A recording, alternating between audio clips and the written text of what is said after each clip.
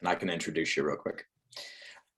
All right, everybody. Excited you're here. First session of the day, day 2 of Ed Camp.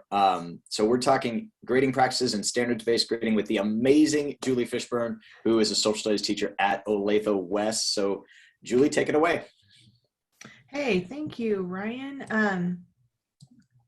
I am excited to be here. I love to share about all things that I've kind of learned along my journey in education. So today we're going to talk about standards-based grading, and I have not always done standards-based grading. I've been teaching for 20 something years. I think I might be on 23 or 24 at this point. So just a little while. And honestly, I made a big transformation in my teaching and my educational career, both teaching and learning, probably about, 8 years ago, maybe. And I feel like one day I woke up and I had a student who had me like 2 years earlier come by in the hallway, and I was like, hey, and it's always fun to see the kids when they're in the older grades after they've been through your class. And I was teaching sophomores at that point. And she had my world geography class and said, oh, Mrs. Fishburne, I loved your class. I literally don't remember anything. I think I didn't learn anything. And I'm like, oh, what? Like, I love that you came by and said hi, but at the same time, you totally ripped my teacher heart out of my chest and stomped all over it. I'm like, so start thinking, what am I doing in my classroom that, this student in particular didn't have anything that she took away from class. So I started to kind of reevaluate the way I was conducting business in my classroom and the things that I was doing, both instructionally and with my grading practices, and made a hardcore change. After kind of doing some research, figuring out that the things that I was doing was probably not setting my students up for success, and collaborating with some other people who were kind of ahead of me in that transformation, which was very, very helpful. So today, what we're going to talk about is standards-based grading and kind of unprogramming your kids and trying to help them not play school, okay? So that's the best way that I can really, when I think about how you grade students in a traditional sense, they like to play school. They know how to play the game by the time they get into middle school and their grading practices and classrooms changed. They have learned very quickly how to jump through the hoops.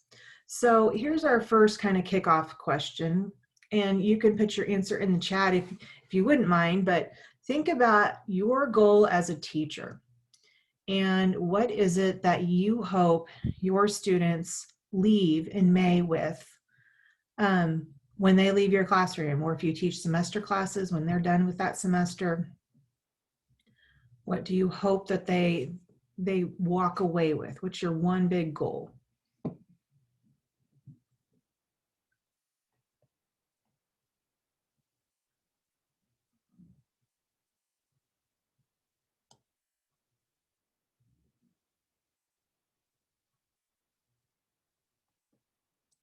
All right, so we've got Jason is here from Wichita, and he is teaching high school science.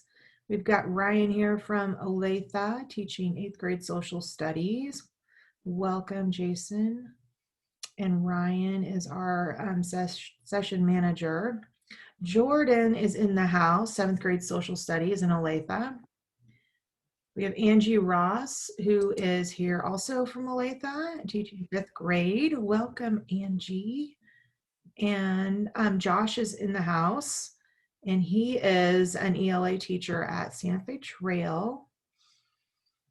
Sierra, welcome. You are also at Santa Fe Trail at 7th grade math. Awesome. We have all different levels of teachers, which is fantastic. Heather, K-5 special ed teacher from DeSoto. Yay.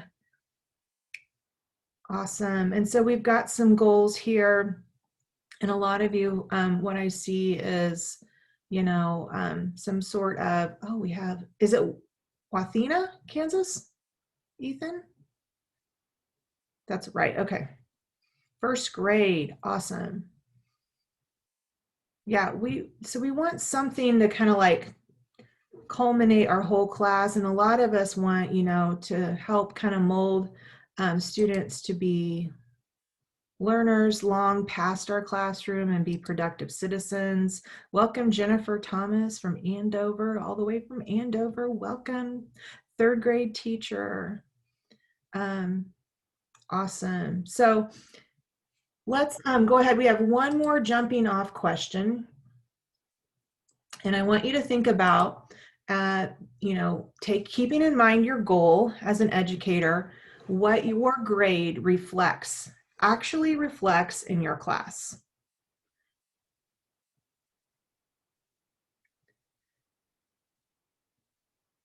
Does it reflect, when you think about your curriculum and your standards, does it reflect the level of mastery? Kristen, welcome. Kristen West is in the house. Does it reflect the mastery of your curricular standards? So when a student or a parent looks at that grade card and they see an A or they see a C, does that letter grade reflect actually what they know in your class? So we're going to talk a little bit about compliance grading too. And does your grade reflect any sort of compliance grading? So I pulled a couple images to just kind of get us started here. Is, does the grade really reflect the intelligence of your student? And a lot of us would probably say not really. A lot of the compliance grading has to do with behavior. And I want you to kind of think about, with your goal as a teacher, is your grade that you would like your kids to, eventually get to at the end of the road, you want them achieving at the highest level. So is that really what your grade reflects, or does it reflect if they're a late person, or how well they behave in class and that sort of thing? So I've kind of nailed down 3 truths. And like I said, I've been doing standards-based grading for quite a while now, probably about 8 years. And I've tweaked things along the way as my standards have changed, but also it's kind of been trial and error for me. The first school that I worked at, I was one of very few. And so there was a lot of training with the kids and the parents about how to interpret these standards grading system, when most other teachers were doing a 100-point scale, 90%, 59%, all that stuff made sense. But the standards-based grading, I felt like I was a little bit out on an island because I didn't have a lot of people to collaborate in my building with, and I was kind of like explaining all this stuff. I had some collaborative partners outside of my building. However, it wasn't super popular. So I like Skinner's rat. This reminds me of the way that kids play school, right? It's like the rat hitting the pellet bar. The kids are hitting that pellet bar or that point bar. They just want to collect as many points as they can, right? And I think as teachers, that's super frustrating and aggravating when the focus is on point collection versus actual learning. How many times have we heard, how many more points do I need to get an A, right? And as a teacher, I want to say, well, I want you to learn to where you've achieved that level, not just collected points, right? And that even includes like extra credit points. So truth number 2 is that with standards-based grading, you take all of the compliance grading out. So that means you take away late penalties, you reevaluate your scoring system, how you use zeros, even citizenship grades. I know that's pretty popular with a lot of teachers, is giving like a citizenship grade within their class that figures into their content grade. And so for a true standards-based system, you would not do any of that stuff. You would manage your class differently than through the grade book, okay? And we'll talk about that here in a minute. And then truth number 3 is, oh, by the way, let me drop this in the chat for you so you have it. And this is a tiny URL to the presentation I have, and that way you have a copy of it. On this slide, though, this is a hyperlink to an article called The Power of the Zero. So it's an interesting read, or The Case Against the Zero, rather. It's an interesting read, and it talks about mathematically the zero doesn't quite work with grading and grading practices in a logical way. So that way you can kind of read through that at your own leisure, but it talks about the 100-point system and the zero, the impact of the zero on that 100-point system. So truth number 3 is just that we reevaluate how we use zeros and when we use them. All right. This picture right here, where it says A, B, C, D, and F, is just one I grabbed from the internet. But I want you to look at, even if this is 100 to 90, these first 4 here, A through D, what do those represent?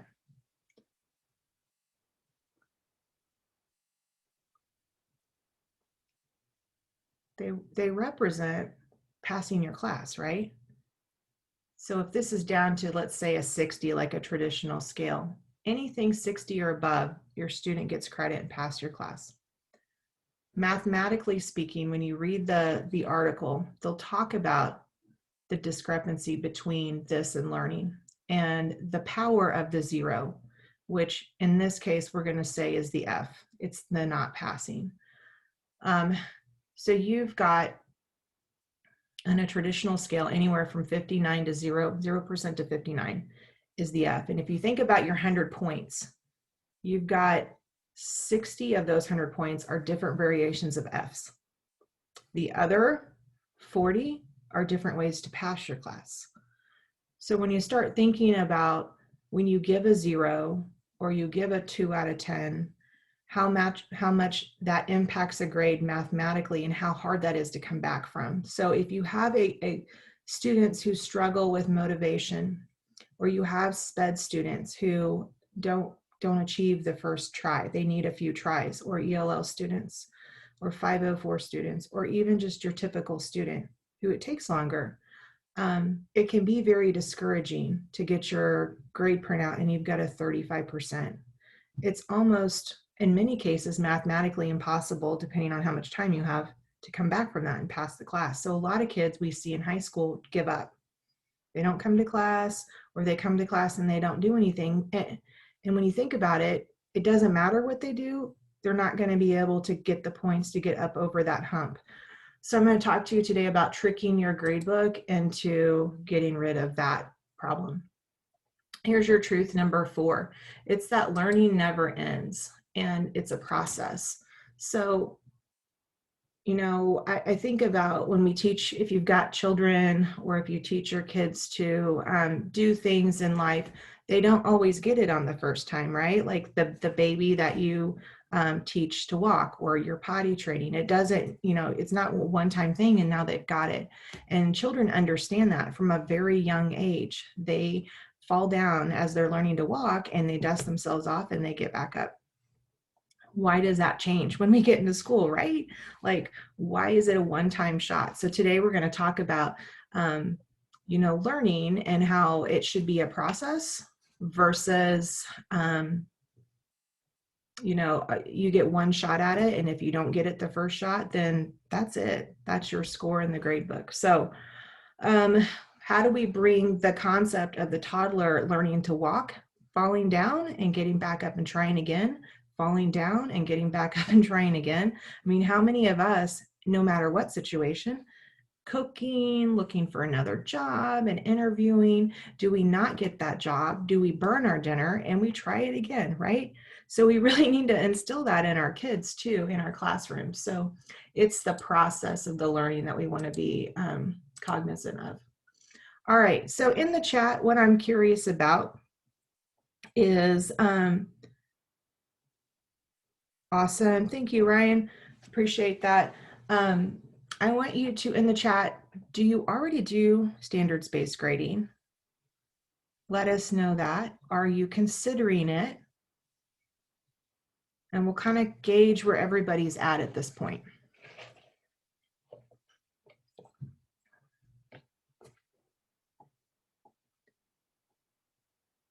Now, I have like a whole thing prepared. However, if we'd rather just sit and talk, that would be awesome too. So, does anybody have awesome year 3 in standards-based grading from Ryan?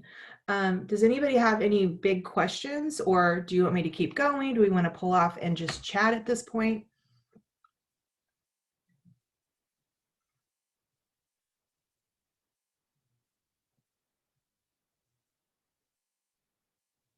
Okay. Good. We've got some dabblers. We've got some people that do it. We have some people that are getting ready to do it. Okay. Kind of like in between there too. I do have a question. Yes. Those of us who are wanting to get there, is it easier to rip the Band-Aid off and just go full in that first year? Or is it easier to take baby steps and like, okay, do this aspect this first year and see how that goes, and then add another, like, how does that work as far as when you're wanting to start implementing it? Right. I think it really depends on you as an educator. I think honestly, no matter what you do, whether you rip the Band-Aid off or you try one piece, you're going to end up probably changing it. You know, it's the same thing. It's a process. And the things that work in my class or the way that I approach it in general will be the way that you approach it as a standards-based grading teacher, but you may have different elements layered in there that I don't have, and that's totally okay, right? There's lots of different ways to do it. Can you still see my screen, how to get started? Okay. So, you know, I think it probably depends. I think if you try to do every component of it, then I would just be prepared for making some minor tweaks and adjustments along the way, or big ones. I tweak things all the time. It's part of my reflective process of what's working and what's not working. I would make sure, you know, summer is a nice time to really sit down and think about all of it and have a lot of time to do that. I think doing it in a weekend and saying I'm going to start it on Monday is just probably too much. And mid-school year can be hard too, right? So we're going to talk about training your parents. Sierra, do you have a lot of people at your building who are doing standards-based grading right now? No, not too many. We have one math teacher in our building. I know one of our 7th grade science teachers is doing it this year. So I'm sure there's more, but in my little pocket of who I work with, there are not too many. Yeah.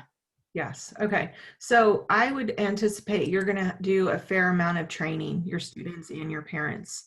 The island that I used to be on with just one or two of us doing it in our building is now a lot of us do it in the building I'm in currently. So I don't have to front load and educate that as much as I used to. So, you know, I would anticipate you'll be kind of training your parents along with your students with that too. So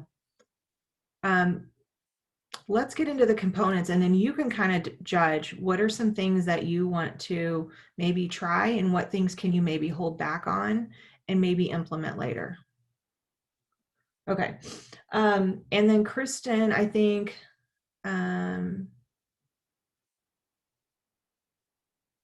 or was it Jennifer, talking about some rubrics, that the rubrics are the go-to. That was Ryan. And Ryan is sharing a rubric in the chat. If you would, thank you, Ryan, that's awesome.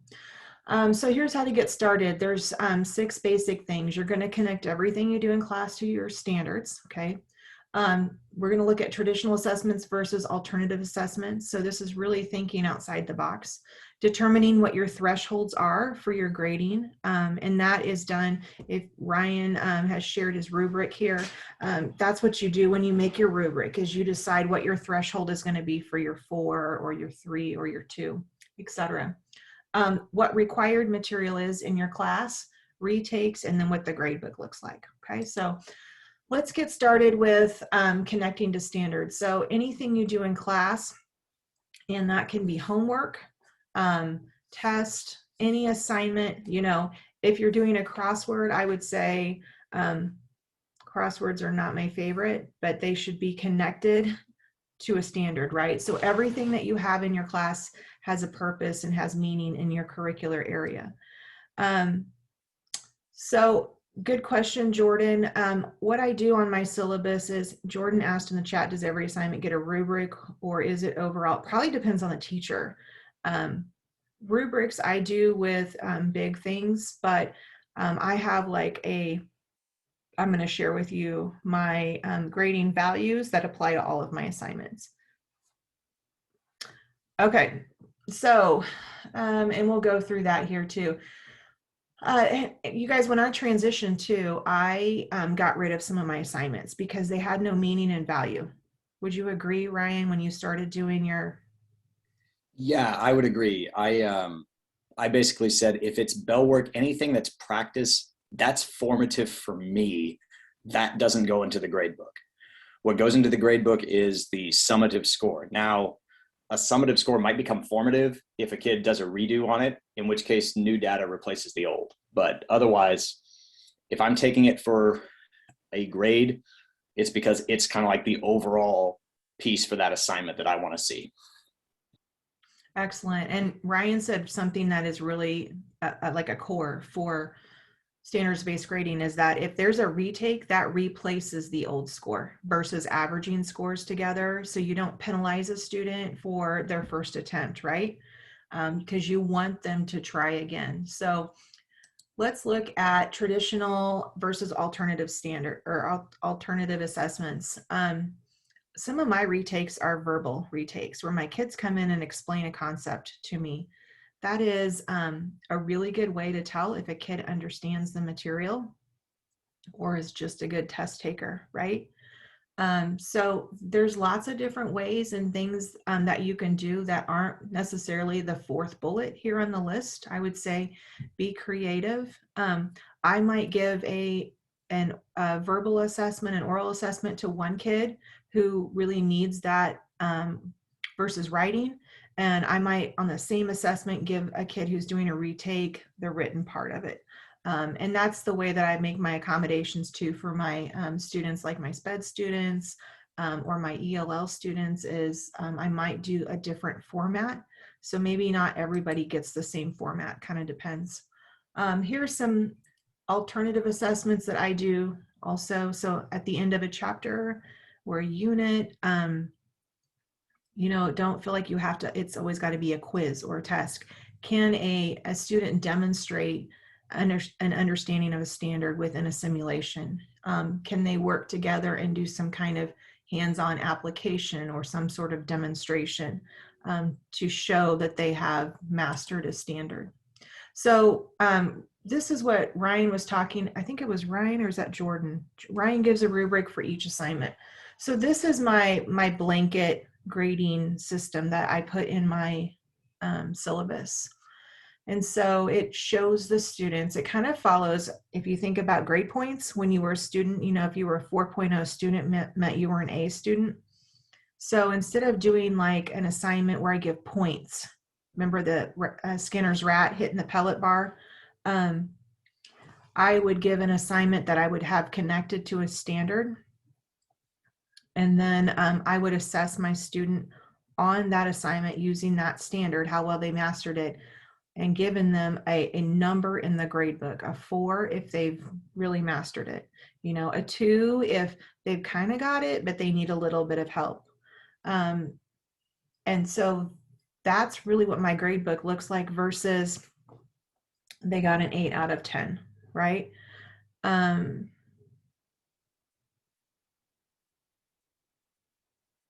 Well, and I want to show you, I know we mentioned stuff that is or isn't in the grade book, and I had a little bit of an issue with that the first year or two I did this. But your threshold is what you want to set in your mind. So whatever that standard is or that assignment is, you kind of as a teacher know, this is a subjective part of grading, whether you do standards-based grading or you do points. Unless it's a multiple choice question, right? If you're doing an essay question or a project, as a teacher, where do you want that kid to be or your students to be in order to say they've got the A, they totally understand that. And those are the thresholds that you're going to set when you think about what's a 4 look like. And those are things I think that you're transparent with your parents and your students, and you show them, you give them those examples.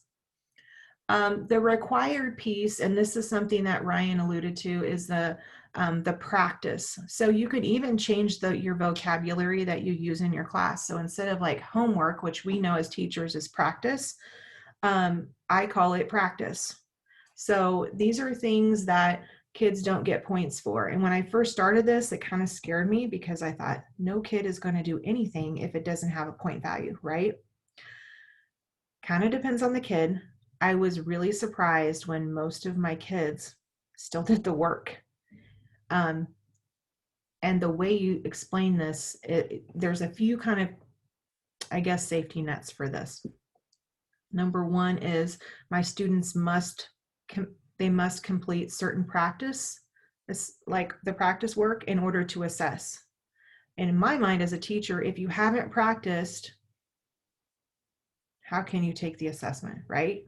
Like you would never take your soccer team and say, go play and not practice. Your soccer team practices and practices and practices. What are they practicing for? Their game, right? So it's the same thing in a classroom. They have to practice in order to play the game or take the assessment. And that will help move them through those standards and achieve at whatever level they're achieving at, and then you take it and you reevaluate it from there. So the practice is something that must be completed before they can even take their assessment. So that's one way you get the kids to do the work before they take the assessment. The retakes, it's the same thing. It's I think we hear as teachers, when you hand a quiz out or a test out, and you hand it to the student and they say, when are the retakes? Have you ever had that happen before? They immediately want to know, when can I retake this, before they've even tried. So what happens is if I'm giving a quiz or a test, those kids have had to do those practice assignments. And then they can take the assessment. Now, if they want to retake, I want them to be the toddler, the baby who's learning to walk and get up and try again and get up and try again. But you still have to practice. You can't just try again. If you're a soccer team and your team loses, you don't just sit at home for 2 weeks and then go back out there and try to win again. You got to go and work on the things that didn't go well and then go back and play your game. And the same thing happens in the classroom. So they have to come back in with you, be it your seminar time or your homeroom time or after school, and they work on these practice items, and then they can take their reassessment. And that's all not optional, that's all mandatory. And then the format also might be different. This might be when I give a verbal reassessment rather than a written reassessment too. So Julie, we got a couple questions here in the chat. Yes. What do you do for the students who do not complete that mandatory practice yet,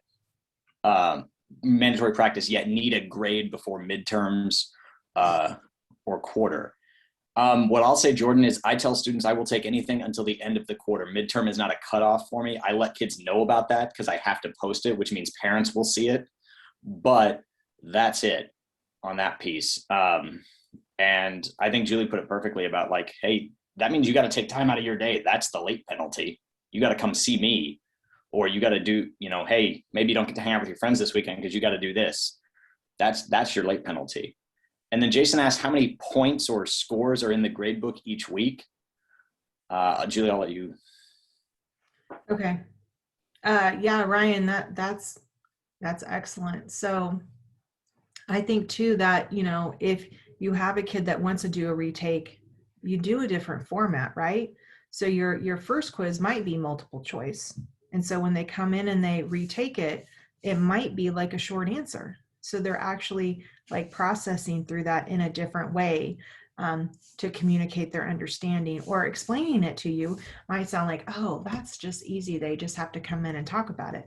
Well, that's number one, intimidating. And number two, you can't bluff your way through that, right? You either can communicate, you know it, or you don't know it. So let's look at the gradebook specifically with points and how many you might see in the gradebook within a week. The fact that your gradebook is fluid and that it'll change when you have retakes and reassessments, that you update those grades, and that one assignment or assessment rather, I should say, or a project could and oftentimes does have multiple standards. Would you agree with that, Ryan? Yes, I usually have anywhere from 4 to sometimes as many as 6 standards that are assessed in a project. It just kind of depends on what we're diving into. But yeah, and that's the hardest thing, at least in Synergy for Olathe, is for students to first see, they look, oh my gosh, I didn't turn that in. I've got 6 assignments listed as missing. No. You have 1 assignment listed as missing, but each standard is assessed separately. So I can give you feedback on that specific standard. Yes, absolutely. So this might be what your gradebook looks like. And I know we all probably have different gradebook systems. We use Synergy, which the kids on their end call Student View and we call Teacher View, but it's not super intuitive, and you kind of have to trick it into playing the standards-based grading system. So there's a way you can do that, I believe, with every gradebook system. Literally fitting a square peg in a round hole, right? So if you look at this column here, this is what the kids would see when they look up their grade. They'd see, oh, I've got a 2.7, which is a B. I'd really prefer the numbers not be in there at all, but that is not really a possibility at this point. So here are my different items that my kids have done. Honestly, sometimes there's not a grade that goes in that week. And I don't know if things are like that in your class too, Ryan, but there are weeks when we don't have anything entered because so for my class, I tend to break down my social studies class. We usually do 2 to 3 what I call deep dives per unit. And those are the only assignments. They're projects. They are fairly extensive. They take us 2 weeks at least to get through them for students to really demonstrate not only creativity and adventurous nature, but also hit the standards. And that gives them time for revisions and resubmissions. So when I put all the standards in, it might look over the course of a quarter, 25 assignments, but in reality, it might only be actually 4 assignments that I've actually assessed that quarter. So it makes it much more meaningful. So that there's not just this busy worksheet that they turn in, and a kid can turn in a bunch of those and inflate their grade or get a bunch of extra credit, because there's no extra credit either. That I think makes a big difference. Absolutely. Yeah, there's no extra credit. So the green assignment, I had a question about this and I apologize. This should have been, this was updated later because it was entered wrong. This would have normally said not for grading. So I want to show you that here in a second too. But here you've got the same assignment. This was a document-based question thesis that they had to write for their essay. And so everything connected with one of my curricular standards. So I separated out what, how they achieved on each one of those standards. This was the outline that I really wanted them to do, but I didn't connect it to a standard. It's important, and I want, I want them to see that it goes in the grade book. And even though these aren't percentages, which honestly, Sierra, when you start it, that'll bug your kids because they're used to seeing that. And then these numbers sometimes, but they get used to it really, really quickly. And the parents, even if you're entering things that are not for grading, also see that. And they don't like it, even if there's a 0 that's not counting against their grade. So let me show you that here really quick. So here's another look. So you've got this was a menu board that we did, and so it connected to different standards. But here we have some other things, some bell ringers, which Ryan also mentioned, and I teach my kids to interact with their notes, which I want them to do. So here I've set it up to show, is it a yes, did they do it, or is it a no? And then their bell ringers. So they're my bell ringers, and I know a lot of people do this. They're like review, or they're a springboard into what you're getting ready to cover that day. And my kids do exit questions too. So honestly, if they do those every day, they're reviewing. If they're interacting with their notes, they're reviewing. And so if you see a 0 on something, or a 1 or a 2, and then you get these no's, that's a really good indication of why the student got that grade on that assessment.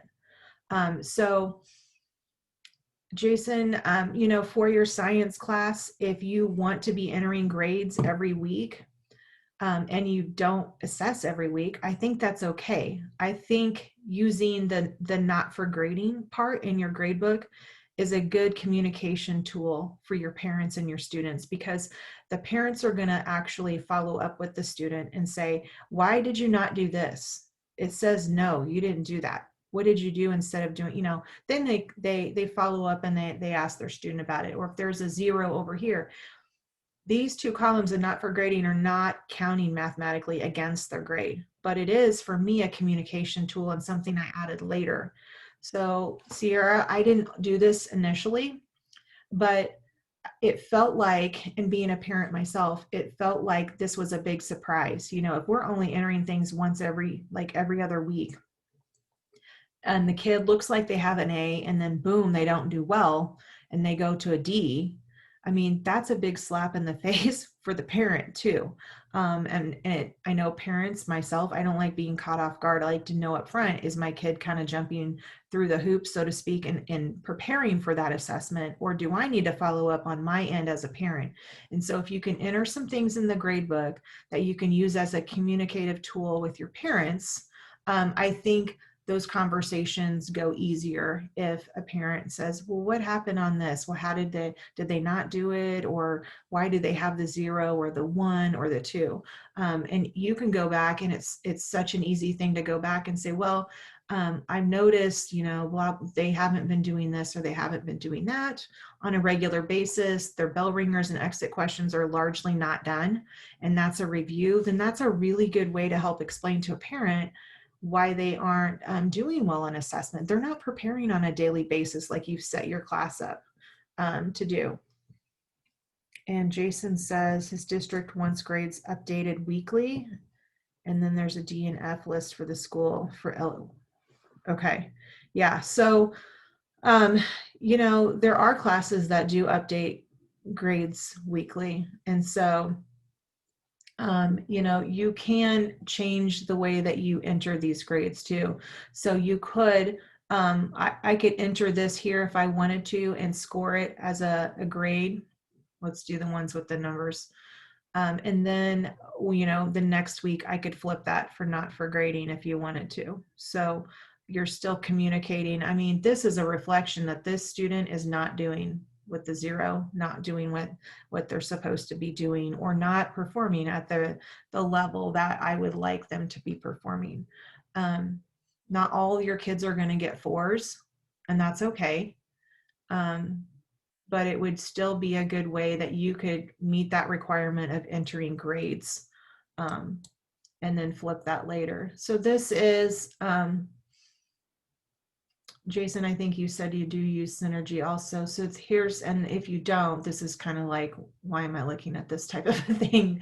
But essentially you would name your assignment, and then I have entered my standards as my assignment types. And then this is all on the back end where you set up standards-based grading and your points. So these are not like 100 points or 25 points for an assignment. They all become 4 points on your 4-point scale. And this is like a self-paced student progression through a unit.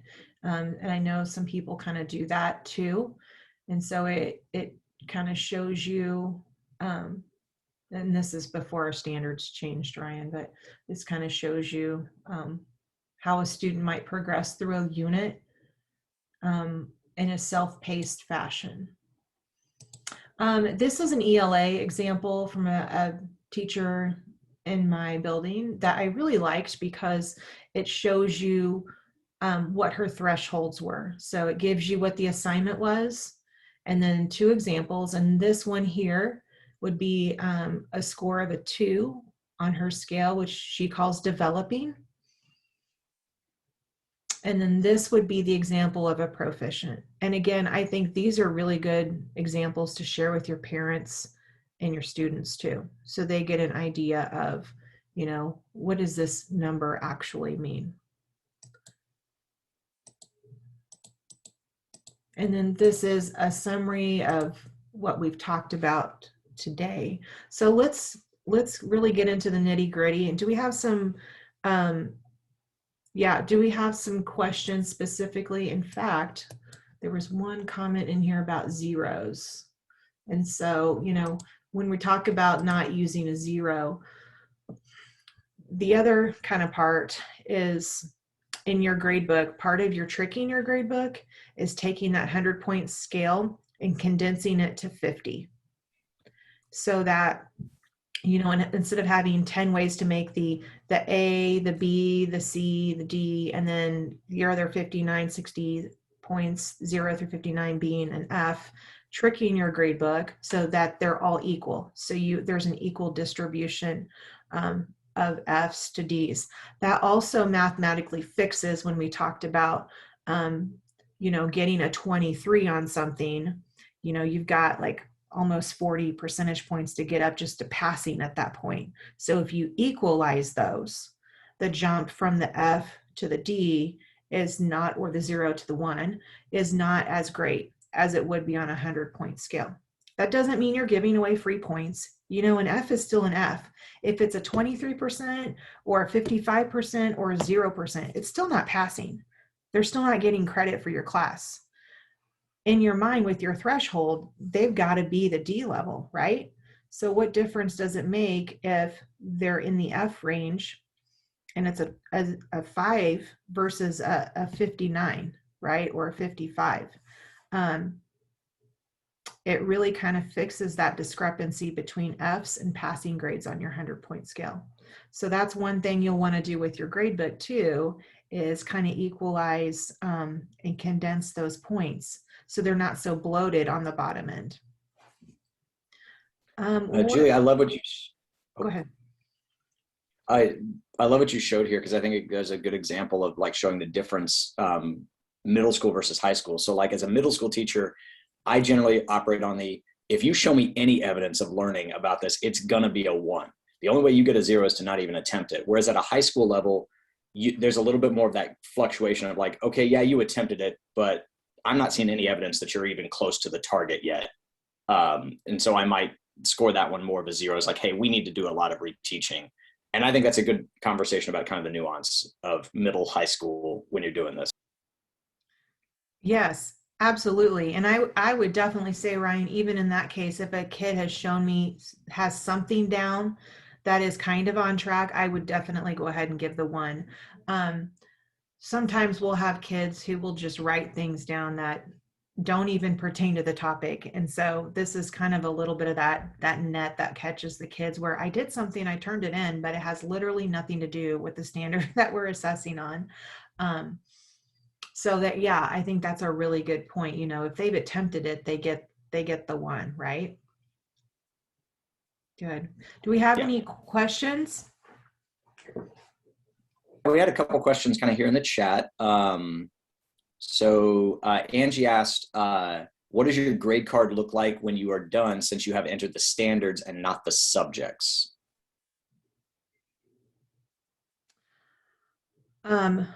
So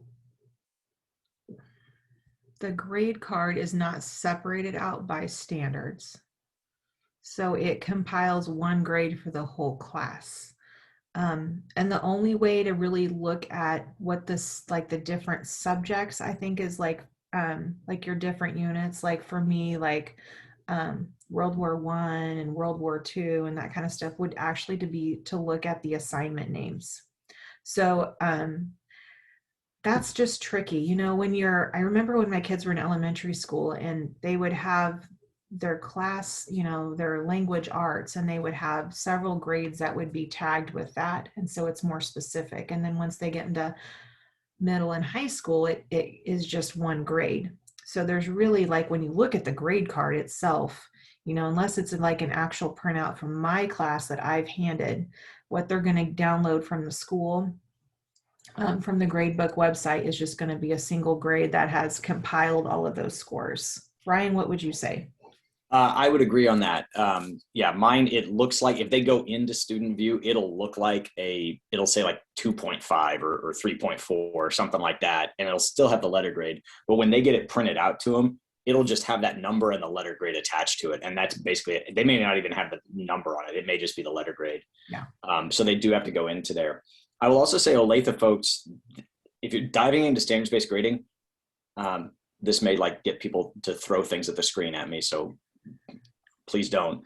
Mastery Connect is your friend, because you can enter an assignment in, and then if they do a revise it or redo it, just put it in again as just a raw score.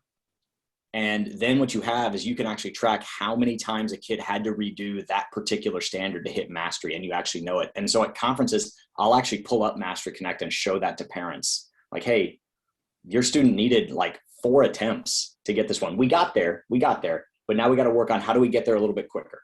Okay. That next time. Jennifer asked, if you assess a standard and there are 10 problems and they get 5 of them correct, would you assign a 2? Not necessarily, Jennifer, because I think if you did like a math assignment and those 10 problems all assess the exact same standard and they could do it 5 times, to me, that's a 3 right there. They showed me consistently they could do it, that standard. The others don't matter to me as much. But if they, I think somebody talked about this. I thought it was a great and reliability in terms of like how many times you assess it is. So more than 1, okay, or less than, but that's only it, like more than 1. So they talked about like, hey, let's do 3. I think this was Dave Schmittou from Teach Better Team. He said, if they can do 3 in a row, boom, perfect. I don't care about the rest of them. You showed me that you know this, and you can move on. Now, if a kid got, say, 10 out of 10, I think that's a good opportunity to have, if you set your target at a 3 out of 4, and that's mastery, then those kids who get 10 out of 10, boom, they can do it even better. Let's give them a 4. And that helps kids see that there is this area where the target is here, but you can still go beyond the target. Yeah, I'd like to piggyback on that too with Jennifer's question about the assigning. Is that's where your threshold comes in. And so like if you're sitting here thinking about doing standards-based grading, think about like what you would want your 4s to represent and what you would want your 3s. So for me, my 4s are the kids who can like teach it to the rest of the class. Like they have, boom, mastered it. Whereas the teacher that I got the ELA example from, her mastery is 3 and her 4 is above and beyond. So, it kind of depends on how you're going to set your point scale up too. But I would say what you're kind of describing there is trying to make that point system fit in with standards-based grading. So throw out all of that mathematical stuff where you're trying to like convert to percentages, you know what I mean?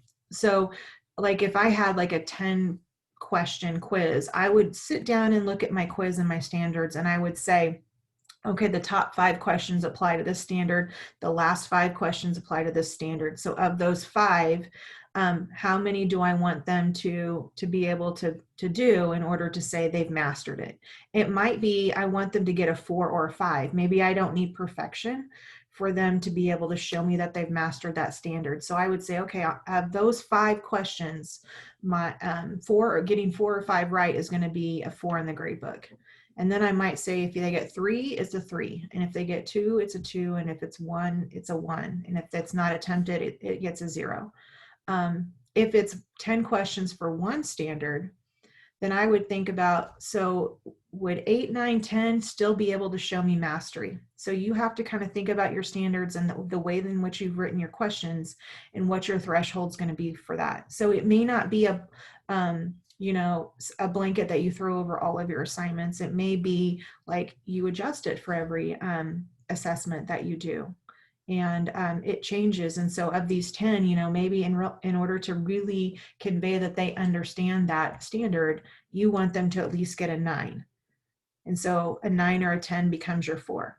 And then, so what's going to be your 3? So then you sit down and you think about it. I think it kind of forces teachers to sit down and be really intentional with how you assign your grades and what they mean, right?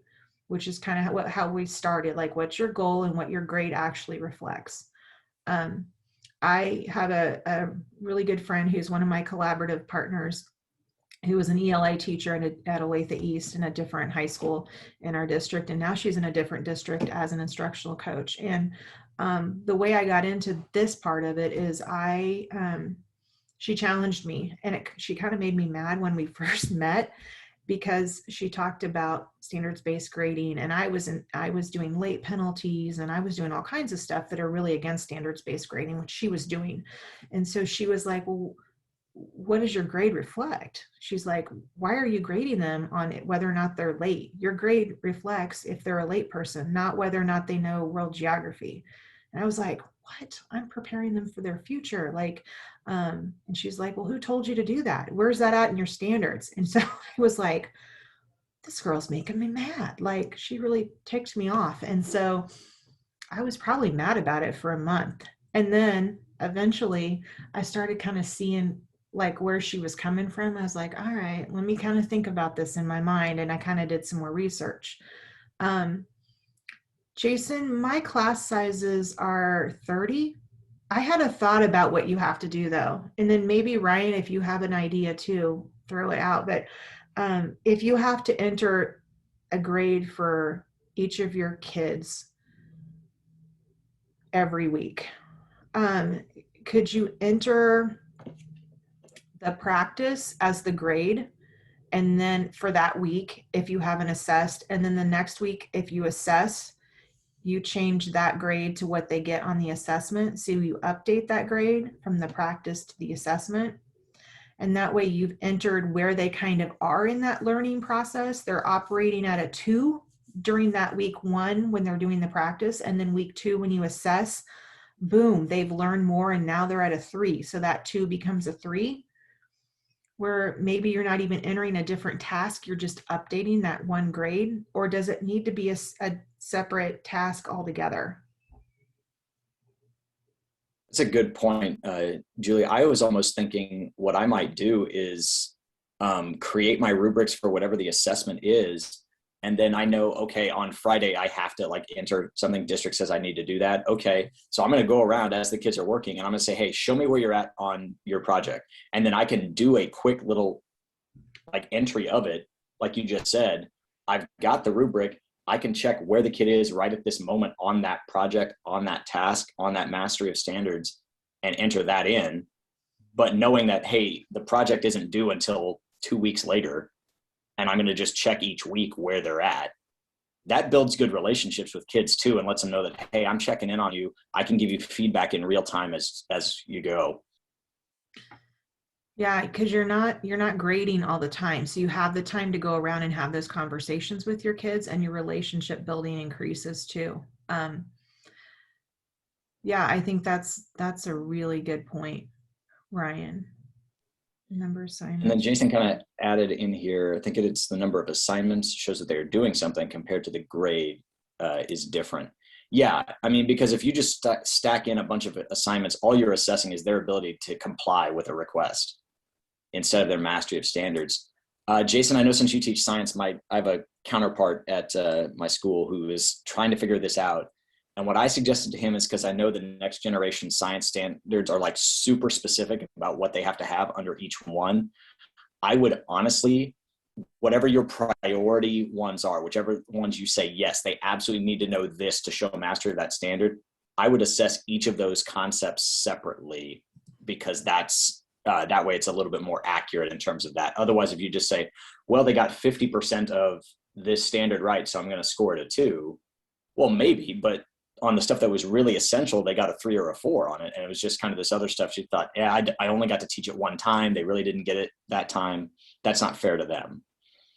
And yeah, it does come down to educating the parents and students as to what the grade means. It's a good question, good conversation to have. I usually ask parents just point blank, if I told you your kid had an A in my class, what would it mean? And every parent says that they did good, that they understand social studies. I said, okay, so we can't say anything specific that they can do. That's why this is better, because it gets it very specific. I can say, hey, your kid really knows how to make a claim about choices and consequences, but they're struggling with showing me the evidence to back up that claim. I think that's a great comment there. And Ryan, I like that you mentioned parent-teacher conferences, because it really helps parent-teacher conferences, because you're responsible as the educator, but you're more a facilitator. And so at that point, and so, you really talk about how much control your student has, because it's really their choice if they want to come in and retake something. I'm not going to force them to do that. And so when you explain to the parent, well, they have this opportunity, like it's open-ended. They could have as many opportunities as they want for as much time as they want to retake, to relearn. And when the parent learns that and they understand, it's more puts the responsibility on the student for their learning versus the teacher, if that makes any sense.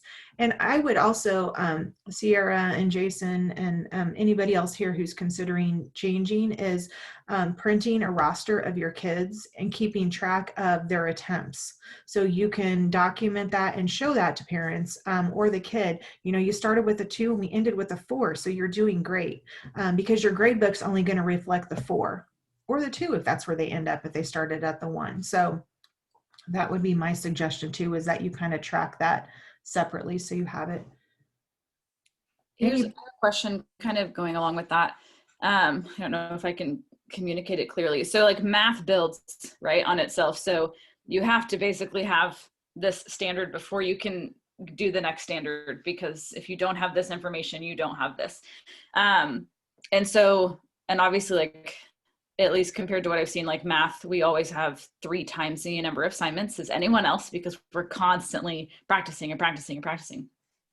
And so like I'm looking at yours, and you have 1 assignment under 3 different standards. So let's say that I have that, like I have 1 assignment and assesses these 3 standards. Well, then I have a new assignment that assesses those same standards again. I put them in separately because it's a different assignment, but it's the same standard. So do I update the old? Like that's kind of where my brain is getting stuck. And I know it's probably because I'm still in my own, like what I'm used to, but how do you, or do I just need to put a general standard and I'm just constantly updating that based on every other assignment that I give? And those, do you see where my mind is? Yeah, no, I totally do. I think you could do it either way. I think you do it like that, where you enter it differently. So it's not the assignment, it's the standard, or you enter the assignment and you flip the old one to not for grading, or you update it. On my grade book too, I don't put every single thing my kids do in the grade book. So they've done a lot more than what the grade book shows, if that makes sense. So it sounds like you would almost be entering grades every day. Mm-hmm. Yeah. Which then is overwhelming when you're using a rubric. So then it's like, oh my gosh, how much time does this, which is totally selfish. I understand that that's like, I want to do what's best for my students, but I also need to maintain sanity and have a life outside of my job too. So how do you balance that too? Yeah, standards-based grading should not give you more work to do as a teacher.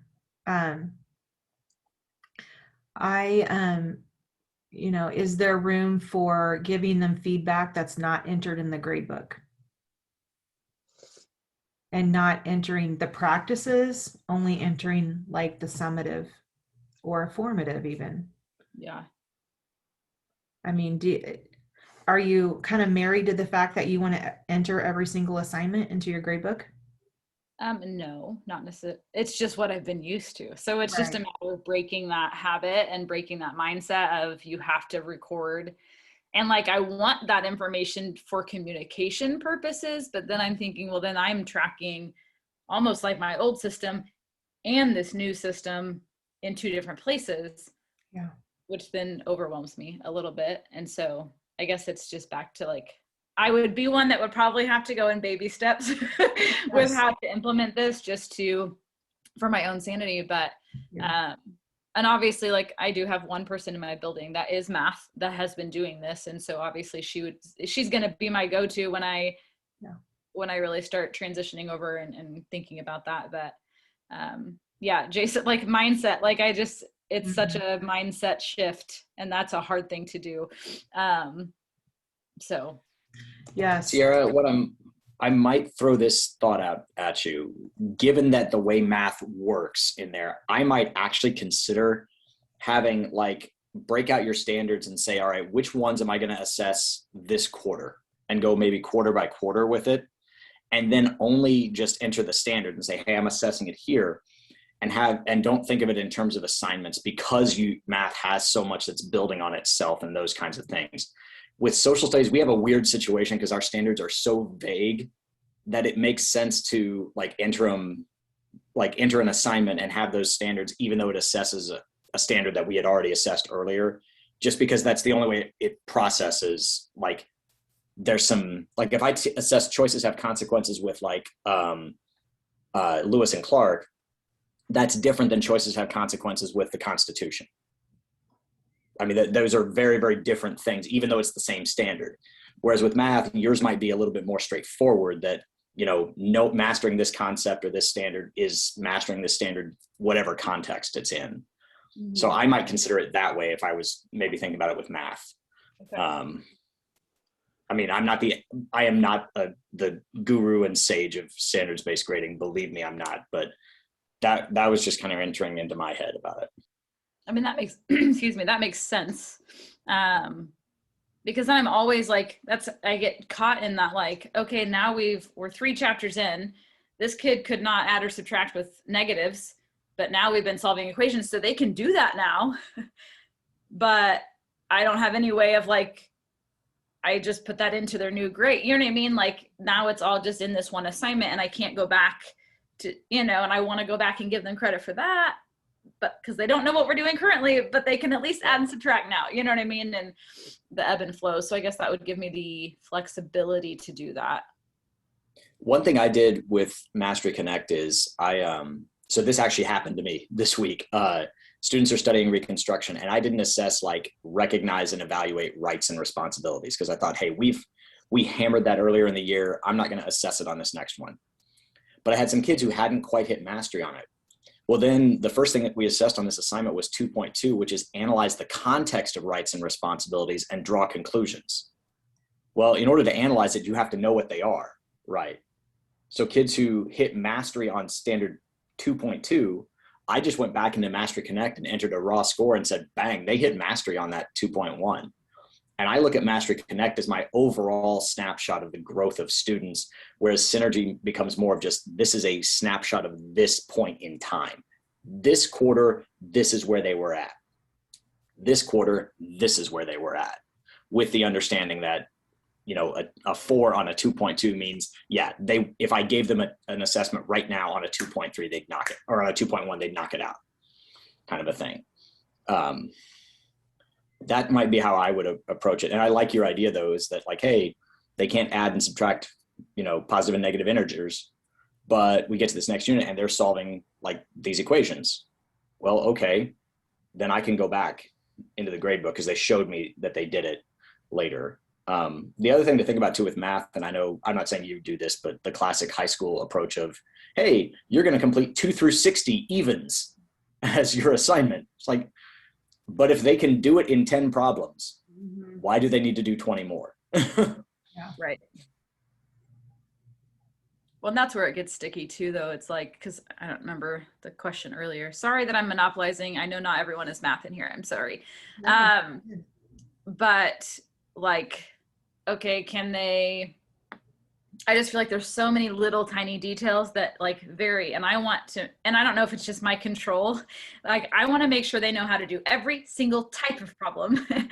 And so I want to give them 2 or 3 of that. Can they get that? And now I'm going to change where the negative is. Can they manipulate it differently because the negative has now changed? And that's 3 more. And I don't know if I just need to let go of some of that and be okay, if they get the general concept, and that's maybe where that threshold comes from, is okay, they got those first 3, they know what they're doing, that can at least be a 2. But if they can then take these other ones and still be, I don't know, maybe that becomes, so that's, yeah, a lot to think about. I think that's why I haven't done it yet, because there's so many different things to think about, but I guess you won't really know until you just dive in and tweak it at the moment. So I think that's exactly what it is. I think that math teacher in your building is going to be a huge resource for you as you make that transition, if you decide to do it. And when I said at the beginning that I've changed it, tweaked it every year, that's why, because I get into it and I'm like, oh, wait, that's not exactly how I envisioned that. And you have to make those changes. And so, I would just anticipate you'll be kind of in that spot too, where you make little tweaks and changes, and that's okay. We're learning too, right? It's a process. You guys, thank you so much for coming to standards-based grading. I hope there was maybe a nugget or two that you could take from it. And we have our coffee shop too. So if anybody wants to head over there and keep the discussion going, if you're not doing a session at 10 o'clock, then please do that. Make sure you get the attendance form filled out. Anything you learn that you want to take away and tweet out to Twitter, it's hashtag EdCamp, JOCOKS, sorry, EdCamp Johnson County, Kansas. So anything that we missed, t-shirts, grab your t-shirt. Jordan was asking, is the form different for each day, or are we sticking with one form for the day? There's an attendance form for day 1 and day 2. Okay. Okay, well, thank you for your time. Appreciate both of Ryan and Julie, both of you, and your expertise and understanding. So yes, thanks. I figure at some point in our travels, I know that I'm going to be pulling at the both of you, because we've talked several times. I know that like this has been one of those things that I am like, it's not a if I'm going to pull the trigger on it, it is a when I'm going to pull the trigger on it. And so this helped to kind of put some pieces together, though. It looks like, Julie, from the link that's on there on the grid, it looks like it's the same form now. Okay. There should be a day. It doesn't say 4/18 at the top. It just says EdCamp JOCO 2021 attendance form. Okay, hold on, let me find out.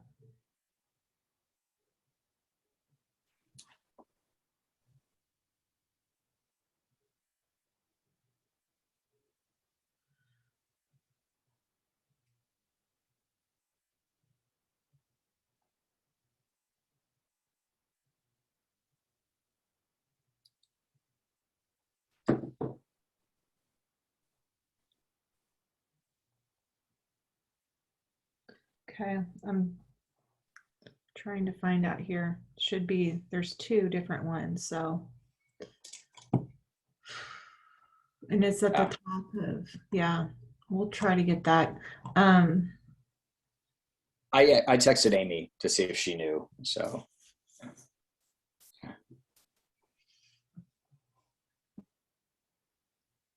I will check back later and see if it's updated. Thank you, guys. Yes, thank you. Take care. Nice to meet you too, Sierra. You too. I wonder if it just doesn't have the date. Ryan, thank you so much. I'm so glad you were here and could speak. I felt like I was like monopolizing the discussion. No, oh my gosh, not at all. Not at all. I think that's perfect. That's really what we want and need from session managers. So I appreciate it. So, okay, so I have to ask, was it Abby or Melissa that like first challenged you on the grading? I think it was Abby, right? No, it was way before I met those 2. It was when I was still at Olathe North. It was Lindsay Stevenson from Olathe East. Oh, okay. So I was thinking maybe you figured it out because I saw you start laughing. I thought. Well, my brain thought not that like it's a reflection on Abby or anything like that, but the way you phrased it there, it was a very like, is this Abby or is this Melissa that said this? Just because of the way they would ask that question. And no, it was Lindsay Stevenson. Let's see.